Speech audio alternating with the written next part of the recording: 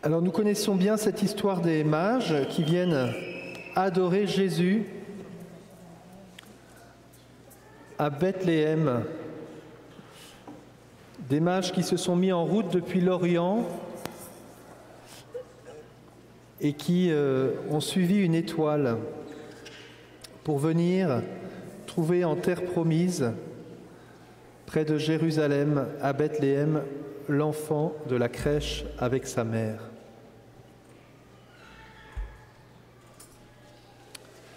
Cette histoire de ce chemin des mages, en fait, il y a plusieurs moments dans la Bible où on a des grands personnages qui se mettent en route.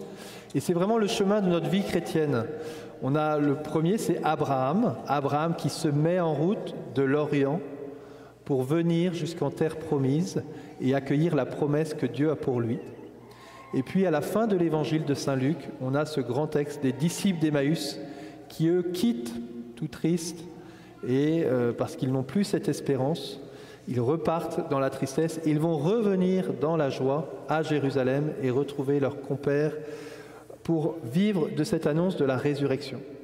Donc il y a cette dimension de se mettre en route, se mettre en chemin, qui est notre vie quotidienne en fait. On n'est pas statique, on est tout le temps en mouvement dans notre vie quotidienne, que ce soit extérieurement, que ce soit intérieurement. On peut même être assis dans une chaise et il y a tout ce mouvement intérieur. Nous sommes invités à venir à la recherche et à la rencontre de Jésus. Il me semble qu'il y a une intention volontaire chez Matthieu de faire un lien entre Abraham qui part de l'Orient pour arriver en terre promise et les mages qui partent aussi de l'Orient.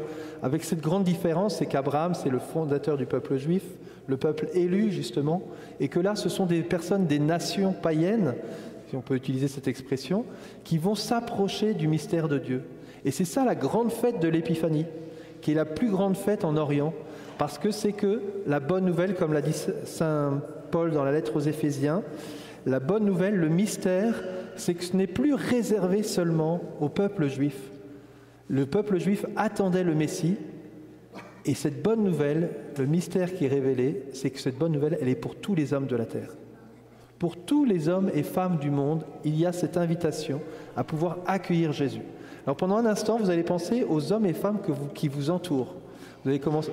Alors il y a ceux qui vous entourent, la famille. Je pense que si vous êtes là, votre famille est plus ou moins là. Mais vos collègues de boulot, la personne qui est sur le bureau à côté de vous, ou dans le bureau d'en face, celle que vous croisez dans la rue tous les jours, votre voisin de palier. Cette bonne nouvelle de Jésus, elle est pour toutes les nations, pour chaque personne. Aujourd'hui, on en a la chance ici dans notre assemblée à Saint-Thomas d'Aquin, c'est qu'on a toutes les nations qui sont présentes. On pourrait faire l'exercice, je l'avais fait une fois dans une de mes premières paroisses, on disait Joyeux Noël, chaque fois qu'il n'y avait pas une langue qui a été dite, quelqu'un disait moi je vais le dire dans ma langue. Et on se souhaitait Joyeux Noël ou Bonne Année dans cette langue-là. Et il y avait 40 nations différentes, 40 dialectes ou langues différentes pour annoncer Bonne Année, Joyeux Noël à tous. Vous voyez, et nous, on a la chance de vivre cela. Mais s'il y a une bonne nouvelle qui est annoncée à toutes les nations, il reste que la bonne nouvelle est invitée à être annoncée à tous les hommes. Et les mages sont le signe de cela.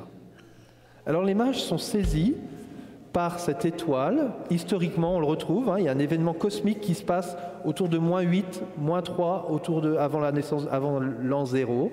On remonte et on arrive à mettre en valeur ce phénomène cosmique qui fait que, voilà, le fondement historique, qui a vraiment ce point d'intérêt de la raison, de la science, de ces sages qui regardent, qui contemplent. Mais ces sages vont se mettre en route. Et le fait qu'ils se mettent en route est déjà l'expression de la foi. Parce qu'on peut tous, nous ici, rester assis à notre chaise, voir un événement cosmique ou autre chose, et se dire, c'est bien, mais je reste chez moi quand même. Je n'ai pas prévu de sortir comme ça, traverser les pays. Donc même si ces sages ne sont pas des croyants du peuple juif, ils sont déjà habités par la foi. Et nous sommes invités à méditer sur ce mystère qui habite le cœur de tout homme. Qu'est-ce qui habite le cœur de tout homme? Dans le cœur de tout homme, il y a un désir de rencontrer Dieu, qui se fait parce qu'on est tous créés, dans notre foi chrétienne, à l'image de Dieu. Et donc Dieu a mis dans le cœur de chaque homme une aspiration infinie qui ne peut être comblée que par cette rencontre avec Dieu. Et les mages portent cela. Et d'un événement scientifique eh bien ils vont passer à intégrer, en plus de leur raison, la foi. Et la foi va se nourrir de la raison. Et ils vont se mettre en route. Vous voyez, nous pouvons des fois attendre pour exprimer notre foi, pour rentrer dans le chemin. Non, c'est cette sortie, c'est cette expression même dans notre corps. Lorsque je sors de chez moi pour venir ici à l'église, je manifeste déjà, je suis déjà dans ce chemin de foi. Et les mages y entrent dans ce chemin de foi. Et ce n'est plus seulement Abraham qui s'est mis en route à la suite de l'appel de Dieu. Les mages se sont mis en route, mais avec un appel beaucoup plus subtil qu'une voix de Dieu qui leur a dit « quitte ton pays », à travers simplement la contemplation du monde.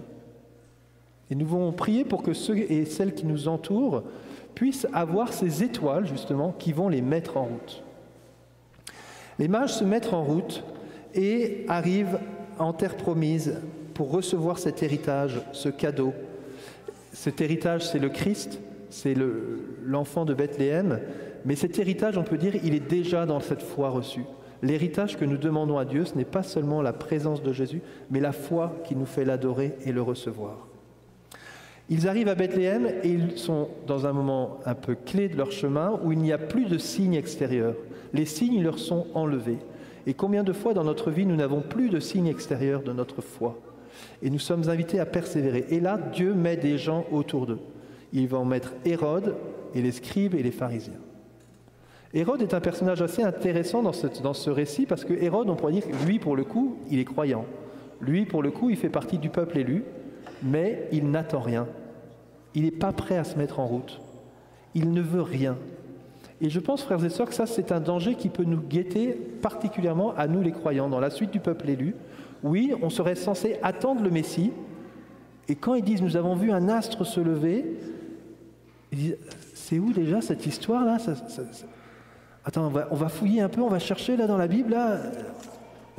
On n'est pas bien connecté là, on ne s'est pas bien calé là, on ne sait plus trop où c'est. Vous voyez, ils sont obligés d'aller faire des recherches pour savoir que le Messie doit naître à Bethléem. Où en est votre attente du Messie si vous dites, tiens, je ne sais même plus où il doit naître? L'existence d'Israël est faite pour accueillir le Messie. Et ils ne le savent plus. Donc oui, peut-être que tu as reçu la foi, mais tu n'es plus en mouvement, tu es statique, tu n'attends plus rien en fait. Et nous sommes invités à être dans cette vigilance de ce Hérode qui peut être là et qui peut nous guetter sans cesse, de dire, bon, j'ai reçu la foi, ça reste loin, je m'installe. Voilà. Autour des mages, il y a cette figure des scribes et de la parole. Et frères et sœurs, dans le chemin que nous menons, au moment où nous ne voyons plus rien, eh bien, nous sommes invités à nous laisser entourer par des personnes et à laisser entourer par la parole. Dieu nous donne sa parole. Ce matin, nous en reparlions dans les questions-réponses avec les adultes. Il y a des moments dans notre vie où on traverse des nuits, on traverse des obscurités et on peut être découragé. Et ça nous interpelle dans notre foi. Et comme l'a témoigné une personne parmi nous, elle a donné ce bon exemple, dit, ben voilà, quand des fois on vit des années 2023 qui sont comme des années 1939, on se dit, mais est-ce que ça vaut bien le coup d'avancer? Et témoignage d'une personne, si on lisait par exemple la vie de Marguerite Diouville, on voit que ça peut nous aider parce que Marguerite Diouville, dans ce qu'elle a vécu, c'était pas tout simple. Son mari était pris dans l'alcool, et puis elle va être veuve, et puis tout ceci, et puis finalement comment elle va rentrer dans ce chemin de sainteté. La parole de Dieu elle-même nous donne plein d'éléments pour nous aider à traverser ces moments de nuit que vivent les mages. Et nous devons nous entourer, frères et sœurs. Si nous sommes ainsi en communauté, si nous nous rassemblons tous les dimanches, si on prend le temps de ce partenaire de prière au début de la messe, ce n'est pas juste pour faire genre on se parle un peu, c'est pour pouvoir s'appuyer les uns les autres. Et pour, je l'espère, un jour pouvoir dire, en fait j'ai besoin de plus que de vous dire bonjour, là j'ai besoin que vous priez pour moi. Là, je vis un moment difficile là. Parce qu'à la fin de la messe, on peut se mettre au baptistère et vous pouvez prier pour moi là. J'ai besoin de ça. Parce que je vois plus clair là. Est-ce que vous auriez une parole de Dieu à me donner pour pouvoir avancer, pour pouvoir retrouver ce chemin de vie? Parce que là, voilà, s'encourager mutuellement. On a besoin de ces éléments-là, frères et sœurs, et je souhaite que notre communauté, avec cette nouvelle année, puisse garder cette attention fraternelle. Oui, moi aujourd'hui, ça va plutôt bien, mais peut-être que mon frère, là, je vois bien un tel, là, je pense que ça vaut le coup qu'on se parle un petit peu, qu'on prenne 5 minutes pour jaser, ou plus, qu'on puisse prier l'un pour l'autre. Je pas la réponse à toutes tes questions, mais je peux prier pour toi et demander à Dieu de te bénir. Les mages repartent et avancent et vont retrouver cette joie de l'étoile. Frères et sœurs, je vous disais au début qu'il y a un lien entre Abraham et les mages. Ils viennent de l'Orient, ils quittent leur pays, ils vont vers un chemin. Mais souvenez-vous, Dieu avait dit à Abraham, « Je ferai de ta descendance une descendance aussi nombreuse que les étoiles dans le ciel. » Alors que commence le temps du salut, finalement, ce n'est plus la voix de Dieu qui se fait entendre, c'est une étoile qui se laisse apparaître. Et cette étoile, ça pourrait être très bien vu comme une personne de la descendance d'Abraham. Cette personne de la descendance d'Abraham, nous le savons par saint Paul, c'est chacun d'entre nous. Nous sommes tous par la foi des fils d'Abraham. Nous sommes des fils et filles d'Abraham. Et nous pouvons demander cette grâce que nous soyons, comme le dit saint Paul aussi dans ses lettres, des lumières au milieu des ténèbres, au milieu de l'obscurité, que nous puissions être ces lumières qui éclairent le monde. Si on regarde ce terme « briller » dans l'Écriture, eh bien, on parle de l'astre, l'étoile brillante du matin dans l'Apocalypse. C'est Jésus qui dit « Je suis l'astre du matin, je suis l'étoile qui brille le matin ».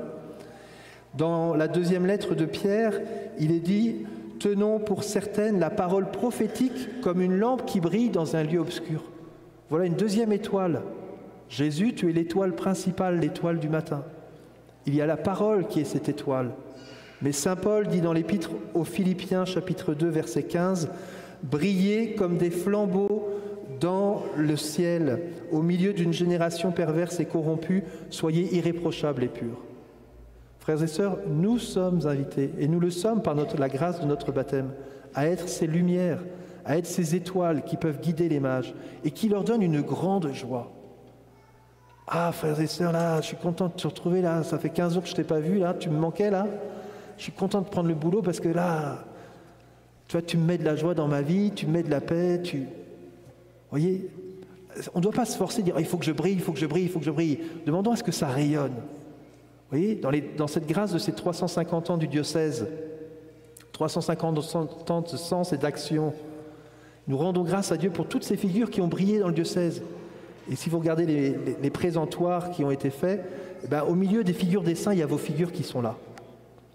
Et nous avons humblement accepté cette place. Seigneur, tu veux que l'on soit des lumières.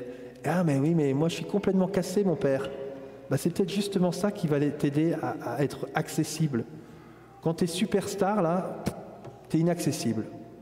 Quand tu es un peu cassé et que tu ne te sens pas vraiment bon, ben, tu deviens plus humble et plus accessible. Et eux qui sont cassés, ils disent « Ah, il y a une espérance pour moi ». Donc, nous pouvons demander cette grâce d'être à notre tour ces astres, d'accepter cette mission que nous donne saint Paul, que nous donne la parole de Dieu, d'être aussi ces lumières qui brillent dans les ténèbres, qu'on ne met pas sous le boisseau. Finalement, frères et sœurs, cette étoile, ce n'est pas la finalité. Et nous ne sommes pas la finalité du chemin des mages. Notre désir, c'est de les conduire vers un autre, vers l'enfant et sa mère, vers l'enfant de Bethléem, de leur permettre de vivre cette rencontre avec le Christ, d'être ces intermédiaires, ces présences au milieu d'eux pour les conduire à cette rencontre. Frères et sœurs, demandons cette grâce tout au long de cette année, que nous puissions être attentifs à nos frères et sœurs dans cette Église, mais aussi à ceux qui nous entourent, pour qu'au moment où ils attendront une parole de notre part, on puisse la leur donner et on puisse les conduire vers un autre, vers Jésus. Je crois qu'on ne risque rien aujourd'hui parce qu'ils ne le connaissent plus. Donc ils ne peuvent pas vous dire que c'est nul parce qu'ils ne le connaissent pas. Donc osez leur parler de Jésus. Certains essayent plein de choses, vous voyez, hein, comme des mages, ils peuvent essayer les gris-gris, plein de choses pour sortir du bon Dieu aujourd'hui. Les psys, c'est mieux qu'un gris-gris déjà, je pense. Mais peut-être qu'il y a une étape supplémentaire qui est de donner Jésus.